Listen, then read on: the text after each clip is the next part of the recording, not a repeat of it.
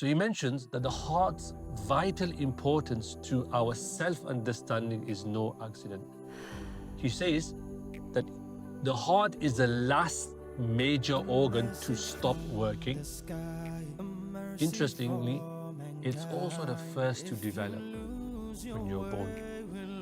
It starts to beat approximately 3 weeks into fetal life. Even before you're born, while you're in the womb of your mother, it begins to beat within 3 weeks of fetal life. Even when there's no blood to pump, Allah gives it life even before it begins to pump. From birth until death, it beats nearly 3 billion times. 3 billion times.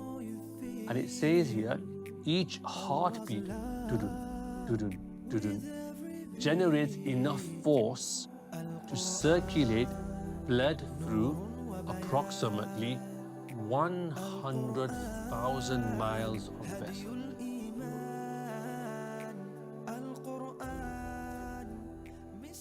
If you remember in the first video or the first lesson that we had on Surah Yā Sīn on Monday, I mentioned some ahadith that were cited from the Prophet ﷺ, which point towards the idea that the surah is the heart of the Qur'an.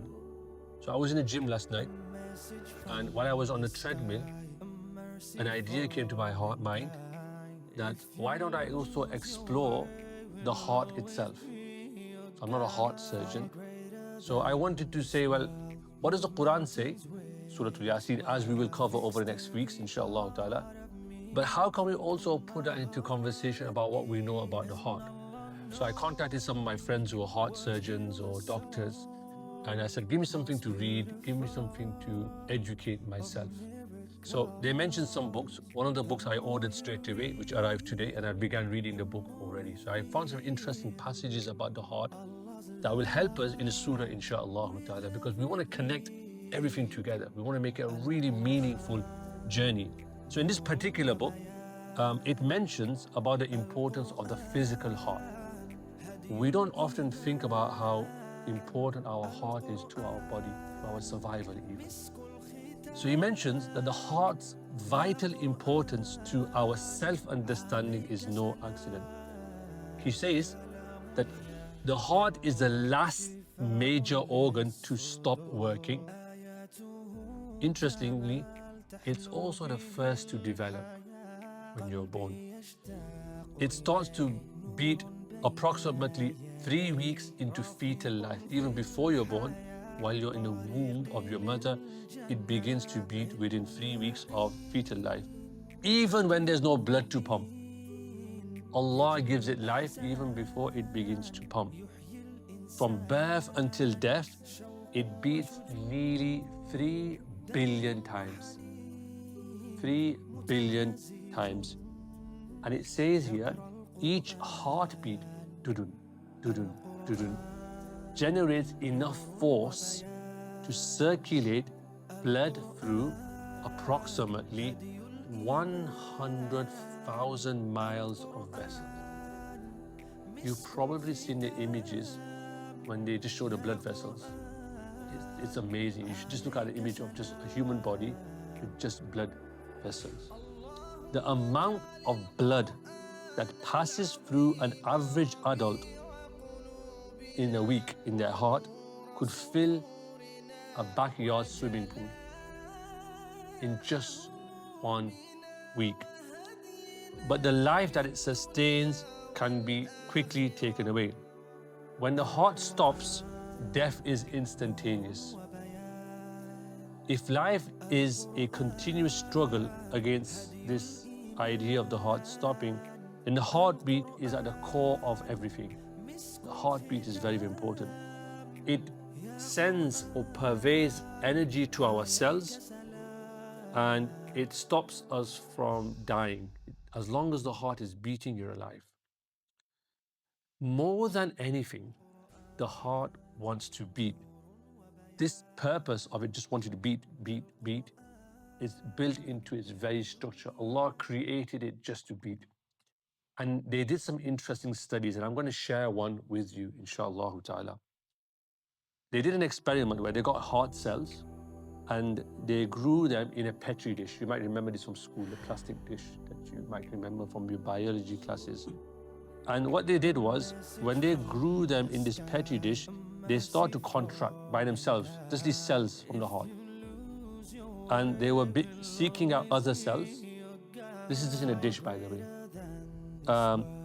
And they began to synchronize. These individual cells in this dish began to connect and synchronize into a rhythmic dance. In other words, they came together and they just came naturally together. Amazing, isn't it? This is how Allah Ta'ala created them. In this sense, these cardiac cells, they're called cardiac cells because they're from the heart. And the organs they create are social entities. In other words, the nature of the heart cells is to come together. I want you to think about this very, very carefully, because the nature of the heart is such that it wants to beat, it wants to give, but it also relies on other cells coming together. Think about how we have to work as a society. You're not strong on your own, you're strong when you're together. You have more power. You can beat together when you have power. Allah has put deep meanings in your body. And the heart can continue to beat for days, even weeks, after an animal is dead. Some animals, they found that the heart continues to beat even after it's dead. So they did like an experiment that they took a chick and its heart, and they cultured it on a medium of blood plasma and water, and they found that it pulsated for months and can in some cases remain alive for more than 20 years, much longer than the life of the animal itself. The animal might not live that long, but its heart can live sometimes longer. He says this is a unique property of the heart. The brain, for example, and other vital organs can't function without a beating heart. They need a heart to function. But a beating heart does not depend on a functioning brain. Doesn't need a functioning brain, at least not in the short term. Moreover, my friends, the heart doesn't just pump blood to other organs, it pumps blood to itself. Pumps blood to itself. We can't see this with our own eyes, but we need to think about this in our minds. Fascinating. In a sense, unlike any other organ that Allah has placed in your body, the heart is self-sustaining. And we find this interest in the heart in other cultures. So if you indulge me, I'm going to move from biology to a little bit of history with you, inshallah ta'ala. When we think about emotions, our heart is the center of our emotions. And they found, for example, that it was also used to judge a person in the afterlife in other religious traditions, not in Islam. So, for example, in ancient Egypt, the heart was the only organ that was left in the body during mummification. You know what mummification is? Because they believe that the heart plays a central role in the rebirth of the individual after death, because they believe that the person comes alive again into another body after death. But why is the heart important? So if you look in Egyptian mythology, their story, this is of course nothing to do with the Qur'an and Sunnah, but I'm just sharing this insight because you can see that people have been thinking about the heart and what it means for centuries. They say that the heart of a deceased person, they weigh it on a scale. When they die, it's weighed on a scale and it's balanced by a feather or some sort of statue on the other side. They balance the heart and some sort of feather on the other side. And if the heart is balanced, in other words, if the scale is balanced, they consider that to be a good heart. Like if it weighs the same as a feather. But it's not the same. If it's heavier, they consider that to be a heart laden with sin. And then they believe a monster will eat them or something like this. But what I'm trying to show to you here is that the heart has been part of human history and our reflection for centuries, not just in a biological sense, but also in a spiritual sense as well. I'll give you one more example. One of my favorite parts in human history is the Aztecs. You might have covered them in school, or your children might have covered them in school. 3,000 years later, after the Egyptians, they used to do these elaborate hilltop cemeteries. You might have seen them in the movie Predator or something. He's asking, you've probably never seen it, you all mashallah naked people. But you know when they have the Aztec structures and they have like a triangle. So they used to do hilltop ceremonies, and what they used to do is they used to put their slaves there and children should not be listening to this, but they would open up their chest. They would cut open their chest and rip out their still beating hearts for their idols. People did some crazy things in the past. So the heart was seen as something very, very important. This was like a ritual for them. And even in our fairy tales, you might be familiar with the story of Snow White. If you remember the story Snow White, long time ago. If you remember the evil queen in that story, she insists that when the hunter finds Snow White, she must bring her heart to her to know that she's definitely dead, right? So there's some other interesting insights. I'm going to share one more with you, which I found really, really interesting, and maybe we'll end there, inshallah. I hope you find this fascinating, by the way. I do. Maybe not so much for you. You know, we talk about this idea of a broken heart. You know, have you heard of the story where sometimes when a person is married to someone and their wife or their husband dies, they die sooner or later afterwards? Have you heard of this? It's not a myth, by the way. It's actually scientific. So there's a heart disorder, and they found this in a study taken from the Japanese. It's called Takotsubo Cardiomyopathy. It's a big word, don't worry about it. But it's actually called broken heart syndrome.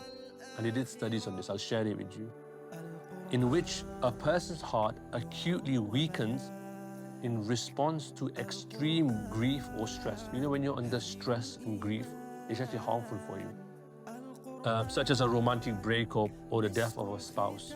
Patients, and this is interesting, always women, for reasons we don't know, when their husband dies, they mimic the behavior of a heart which is under a heart attack. Otherwise healthy people, but their husband has died, and no longer do they die. After a few weeks or something, they found in some studies that a wife begins to have a heart attack. But it's not actually a heart attack, it mimics a heart attack. They get chest pain, shortness of breath, even heart failure. And they've actually found this to be true in some cases. So, you know, when you have a broken heart, there's actually reality to it. There's some fascinating studies which I would share with you in more detail. There's also a final one which I will share with you. It's called the idea of voodoo death. Fascinating. In certain African cultures, if people believe that someone's done jadoo upon them, magic upon them, there's an evil monster upon them, even though there's no haqiqah to it, the reason I mentioned this one is jadoo is very prevalent in our community. Sometimes people start believing in it, right? And sometimes when you start believing in something, even though there's no scientific reason for it, it actually becomes true. So you actually bring it into your life yourself. So they found this in a study called the Australian Aboriginal in Australia, that people who felt they were cursed for some reason, they started believing in it, and that led to them having heart attacks. No one did any curse upon them, but because they started believing in it, it's all in the mind, isn't it? They started believing in it, it affected their behavior, and in fact, in some cases, it actually led to people having heart attacks. I hope you find all of this fascinating. Just to do with the heart. There's so many more examples, and I'll continue reading the books for you, inshallah. So in between the tafsir, we'll bring in these insights, if you want me to, of course. But it relates to the Surah Yā Sīn as well, because Surah Yā Sīn is the qalb of the Qur'an. We want to think about what the qalb in our chest actually means. But there's also a medical reason, which is that as we age, we need to look after our hearts. Alhamdulillah, because of medical advances, we live longer, but we also have now a rising cases of heart disease and heart problems for a number of reasons. Our unhealthy diets, life styles, stress. A lot of times people live on a lot of stress. All these things can affect your heart, so you need to look after your heart as well. Just like we want to look after the Qur'an and connect to the Qur'an. Subhanallah bihamdihi, subhanakallahumma wa bihamdika, nashhadu an la ilaha illa anta nastaghfiruka wa natubu ilayk. Jazakallah.